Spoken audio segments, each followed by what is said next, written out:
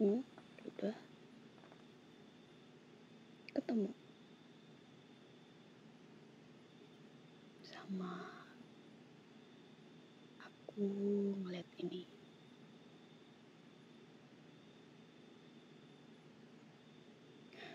Kamu ngerokok lagi sayang? Bukannya udah lama gak ngerokok. Kenapa sekarang ngerokok lagi?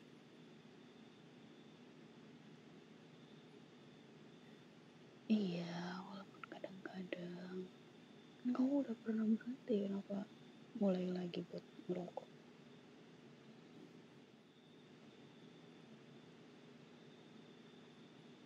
Buat bikin tenangin pikiran? Emang kamu stres akhir-akhir ini? Dikit? Stres kenapa sayang? Harus ngerokok lagi?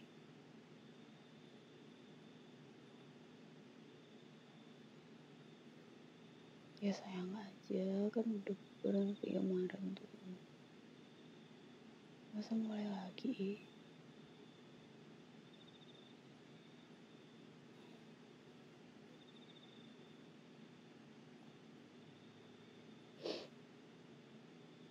Iya, aku tahu kamu ngerokoknya gak pas di deket aku. Tapi kan kamu tahu, asap rokoknya bisa nempel di rambut, di badan kamu, di tangan kamu. Iya kan? Itu hilangnya berhari-hari loh.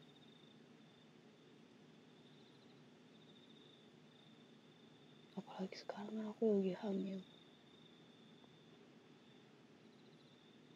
Kamu gak sayang sama babynya? Kasihan, dia belum ada di dunia, tapi kamu udah bawa asap rokok kayak gitu sama dia, kan kasihan. Kamu stres kenapa sih? Lagi banyak kerjaan? Lagi ada masalah? Atau apa? Cerita deh sama aku ya. Atau kamu stres gara-gara aku?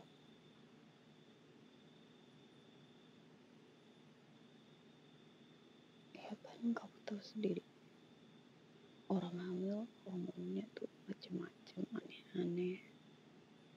Kamu stres gara-gara itu? Terus kenapa sayang stresnya? Kalau cuma masalah kerjaan atau masalah lingkungan pertemanan kamu bisa cerita sama aku.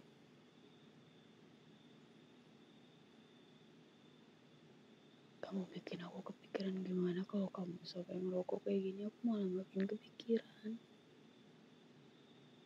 Masa ngerokok lagi sih sayang? Iya, udah gak kuat ngabisin sebatang, tapi lama-lama kamu bakal terbiasa lagi, bisa lagi. Terus balik lagi kayak dulu. Sia-sia dulu, kamu perjuangannya dulu pengen berhenti.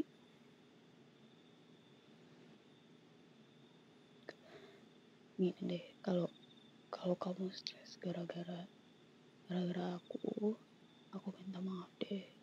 Tapi jangan ngerokok lagi ya. Bisa nggak?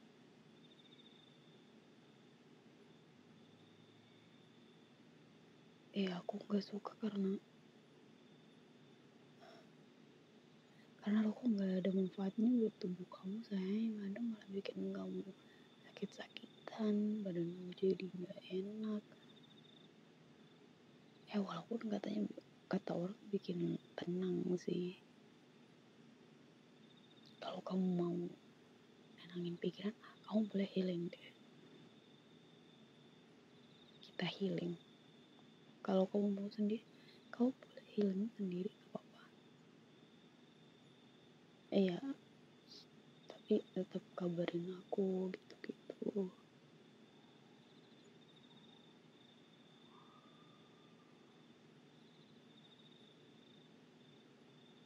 Gak apa-apa. Kamu kalau stres cerita ya sama aku, lagi banyak kepikiran, cerita sama aku. Gak usah takut aku kepikiran gimana, karena aku istri kamu. Walaupun aku hamil kayak sekarang, ya kan aku tetap istri kamu sayang. Harus jadi teman bertukar pikiran kamu. Enggak, babynya kan baik-baik aja. Setiap kita berisa babynya sehat-sehat aja. Gak apa-apa kan. Nanti juga aku gak bakalan mikirin itu dalam-dalam banget. Cukup bikin kamu tenang aja, cerita sama aku. Ada temen cerita gitu-gitu.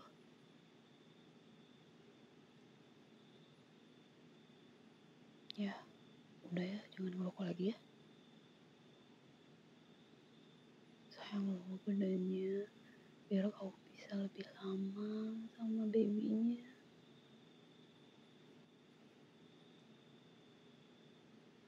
Ya,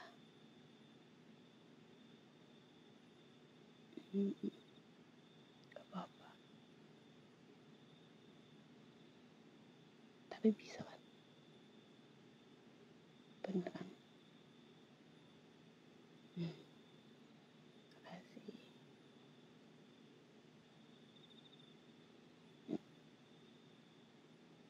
It's okay. Aku tahu beban kamu sekarang makin berat karena kondisi aku yang lagi hamil, entah lagi kita punya baby. Ya, pasti itu makin nambah beban pikiran kamu sampai stres, sampai ngerokok lagi. Maaf ya. Enggak, aku gak apa-apa, aku baik-baik aja.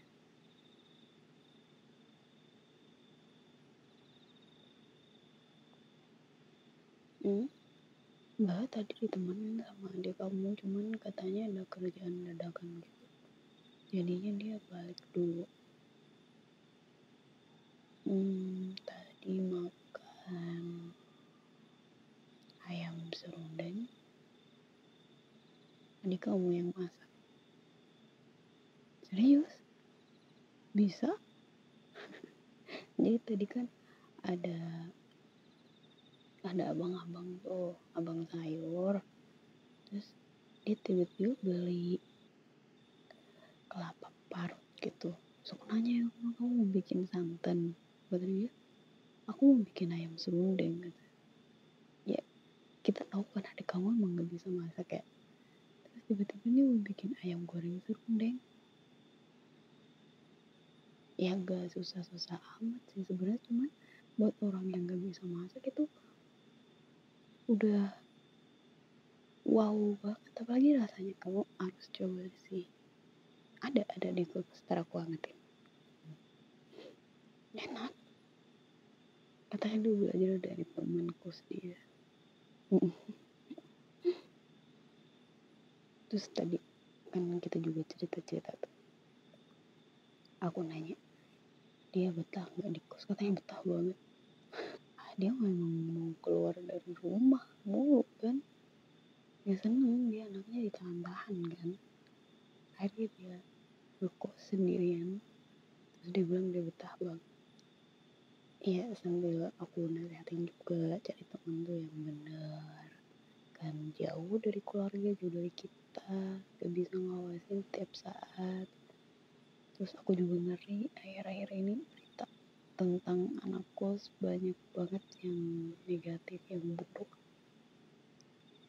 Jadi aku nasihatin dia ini itu.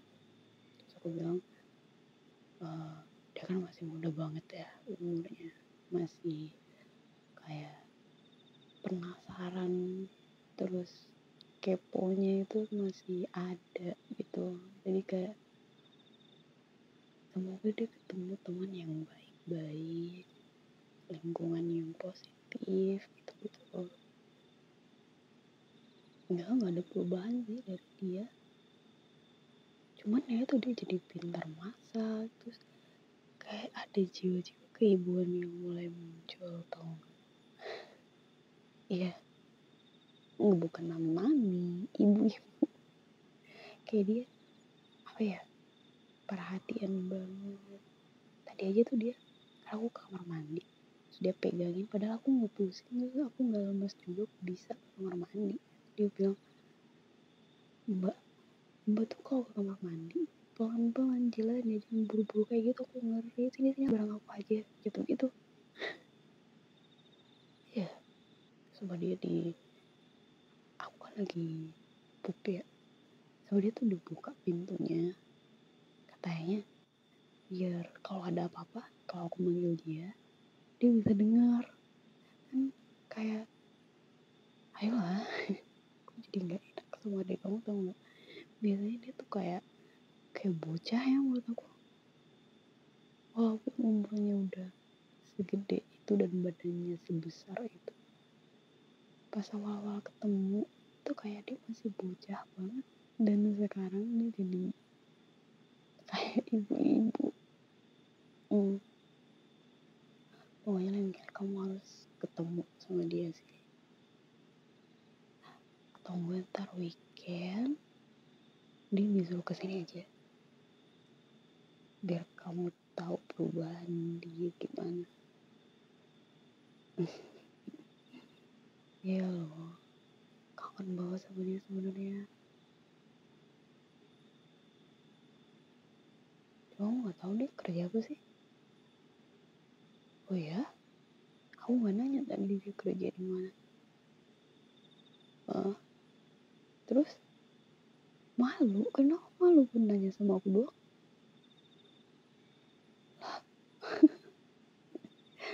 Lucu banget.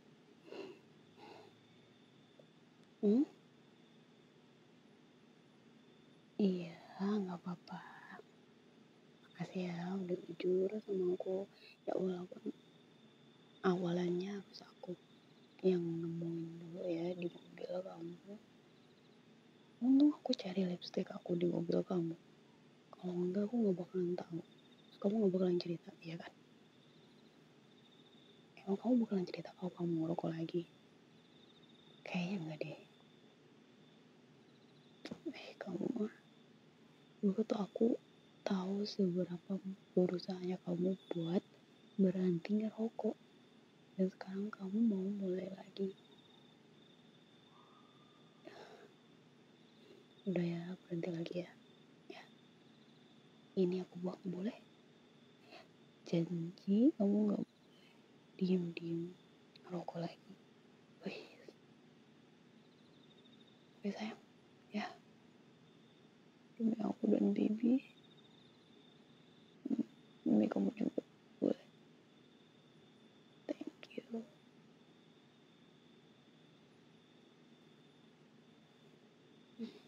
I love you.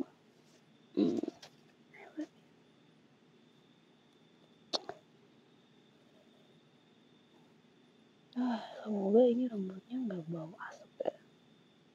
Kamu kan hari ini ngerokok. Enggak. Bagus lah. Iya, gak apa-apa lah. Biasanya ini janji berhenti beneran ya.